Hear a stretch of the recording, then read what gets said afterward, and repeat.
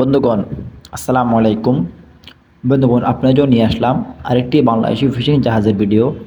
তো বন্ধুগণ, এই ভিডিওতে আপনারা দেখবেন একটি বাংলাদেশি ফিশিং জাহাজ কিভাবে সমুদ্র থেকে জালটি জাহাজে উঠায়। সম্পূর্ণ ভিডিওতে আপনারা দেখে থাকুন, তাহলে অনেক কিছু আপনারা এই ভিডিওতে বুঝতে পারবেন।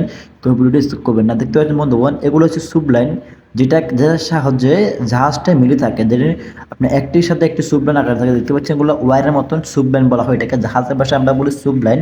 তো এটি জাহাজ হলো আটকে থাকে, মানে এটার সাথে জাল আটকে থাকে, এটার সাথে আপনার ওয়ার আটকে থাকে, এটাকে বলা হয় সুবব্যান। জালটিকে সুবব্যান সহকারে ড্রামে ভরতেছে, জালটিকে ড্রামে বোটে জালটিকে ইনশাল্লাহ জাহাজ উপরে উঠাবে। এখানে প্রচুর পরিমাণে জাহাজ ফিশিং করতে দেখতে পাচ্ছেন, আপনারা দেখতে পাচ্ছেন অনেক জাহাজ এখানে একসাথে ফিশিং করতেছে। এখানে মোটামুটি অনেক প্রচুর পরিমাণে মাছ পড়তেছে, এখানে অনেক জাহাজ এখানে একসাথে মিলে ফিশিং করতেছে দেখতে পাচ্ছেন বন্ধুগণ। অবশ্যই জালের বয়টি দেখা যাচ্ছে বন্ধুগণ, দেখতে পাচ্ছেন আপনার জালের বয়টি বেশি উঠেছে সমুদ্র থেকে, জালে সাগর থেকে, সাগর তল থেকে জালের বয়টি বেশি উঠে দেখতে পাচ্ছেন আপনারা। এই জালের বয়া, এটা থাকে উপরে দিয়ে থাকে, নিচে থাকে আপনার ইয়া থাকে আপনার গ্যারান্ডু থাকে, যেটাকে বলা হয় গ্যারান্ডু। এই গ্যারান্ডু থাকে নিচে থাকে, এটাকে তো নিচে জালটা ডুবাই রাখার জন্য গ্যারান্ডু ব্যবহার করা হয়। এটাই সুবলাইন। এই সুবলাইন সাথে চেন আটকে আছে, মানে জালের সাথে আমার সুবলাইন আটকে রাখছে। তো উপরে বয়াগুলো সবগুলো বাসি উঠে গেছে, জালটা মোটামুটি অনেক দিকে নিয়ে ফেলছে জাহাজ ওঠানোর জন্য। ইনশাআল্লাহ জালটা উঠানোর পর আমরা দেখবো কী কী মাছ আছে এবং মাছের নাম সহকারে ইনশাআল্লাহ আপনাদেরকে বলে এবং বুঝতে চেষ্টা করবো।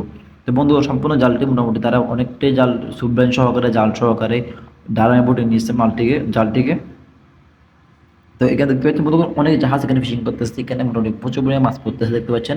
জাহাজগুলো সাগরে যখন ফিশিং করে তখন মনে হয় একদম ছোটো ছোটো দেখাচ্ছে জাহাজগুলোকে, দেখতে পাচ্ছেন আপনার মনে একদম ছোটো ছোটো লাগে দেখতে, মানে অনেক দ্রুত একটি সাগর তো পর্যন্ত আপনি অনেক কুলকে থাকে না সাগরে, দেখতে পাচ্ছেন।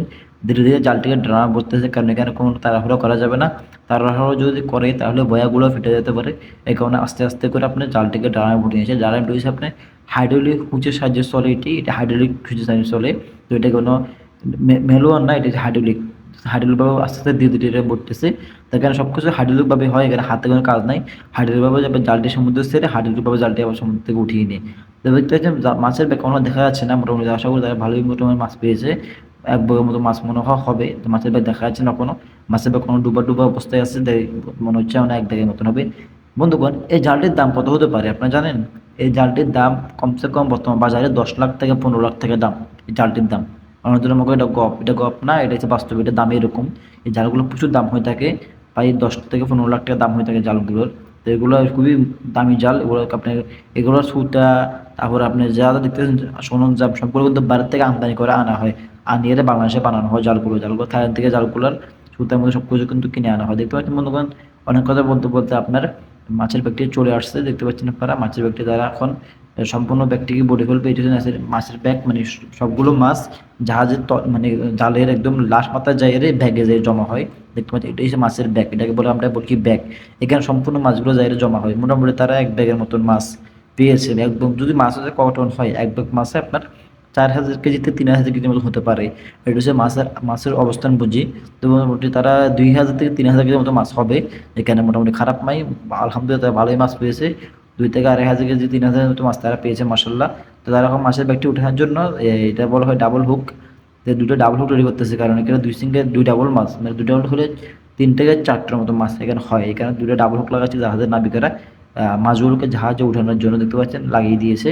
তো এটা এখন ধীরে ধীরে হাফেজ দিয়ে মাছের ব্যাগটিকে জাহাজে উঠিয়ে নেবে জাহাজের নাবিকেরা, কারণ এখানে তাড়াহুড়া করা যাবে না। তাড়াহুড়া করলে কোনো দুর্ঘটনা কেন হতে পারে, এরকম অনেকবার হয়েছে। তাড়াহুড়া করতে যায় আপনার যেটা বলা হয় ডাবল হুক, যেটা আমরা হুক জাহাজে ডাবল হুক বলি।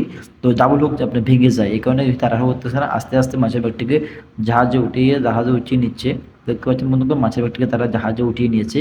তো একটু পরে মাছের ব্যাগটি খুলে দেবে, খুলে দেওয়ার পরে ইনশাল্লাহ আমরা দেখবো এখানে কী কী মাছ আছে এবং মাছের নাম সহকারে ইনশাল্লাহ আপনাদেরকে বুঝিয়ে এবং বলতে চেষ্টা করবো বন্ধুগণ। দেখতে পাচ্ছেন তারা চেষ্টা করতেছে মাছের ব্যাগটি খোলার জন্য, কারণ আছে একটা হরকার রসুন আছে, হরকার রসুন টান দিলে সম্পূর্ণ মাছের ব্যাগটি খুলে যাবে। তো তার জন্য তারা হরকার রসুনটা খোলার জন্য চেষ্টা করতেছে জাহাজের নাবিকেরা। তো কয়েকজন আপনার লোয়ার পাইপ নিয়ে এসেছে, কারণ এখানে হাত দিয়ে টানতে গেলে হাতে ব্যথা পাতে পারে। তাই লোয়ার পাইপের সাথে বেরিয়ে আপনি মাছের রশি টান দিলে আপনি মাছের রশি শর্টকাটে খুলে যাবে, মাছের ব্যাগ থেকে রশিটা শর্টকাটে খুলে যাবে। তো মাছের থেকে ব্যাগ খুলে গিয়েছে দেখতে পাচ্ছেন আপনারা। এখানে দেখা যাচ্ছে ছোটো ছোটো মাছ তারা পেয়েছে মোটামুটি। আপনার মাছগুলো ভালো কিলো বোঝা যাচ্ছে না, ইনশাল্লাহ সামনে ক্যামেরা নিয়ে গেলে আপনাদেরকে যারা মাছের নাম সহকারে সব কিছু বলে দেওয়ার চেষ্টা করবো। তো এগুলো মনে হচ্ছে আপনার জ্ঞানগিরি মাছ, বেশিরভাগ অঞ্চল মনে হচ্ছে জ্ঞানগিরি, দেখতে পাচ্ছেন বন্ধুগণ। এখানে বেশি অংশ কিন্তু জ্ঞানগিরি, কাটা মাছ, মানে চুইকে মাছ, এইসব জাতের মাছগুলো মনে হয় তারা পেয়েছে। কিন্তু বেশি যদি ধরা হয় তাহলে জ্ঞানগিরিটাই বেশি আসছে এখানে। দেখতে পাচ্ছেন জাহাজের নাবিকেরা একটি একটি করে মাছগুলোকে বেছে আলাদা করে নিয়ে নিচ্ছে, কারণ এগুলোকে আপনার আলাদা করে প্যাক করতে হবে, আলাদা করে আপনার গ্রেড করে রাখতে হবে। বন্ধুগণ, আমার ভিডিওটা আপনাদের একটু ভালো লেগে থাকে তাহলে অবশ্যই লাইক কমেন্ট শেয়ার করবেন, আর আমার চ্যানেল নতুন হলে অবশ্যই চ্যানেলটি সাবস্ক্রাইব করে আমার সাথে থাকবেন এরকম নিত্য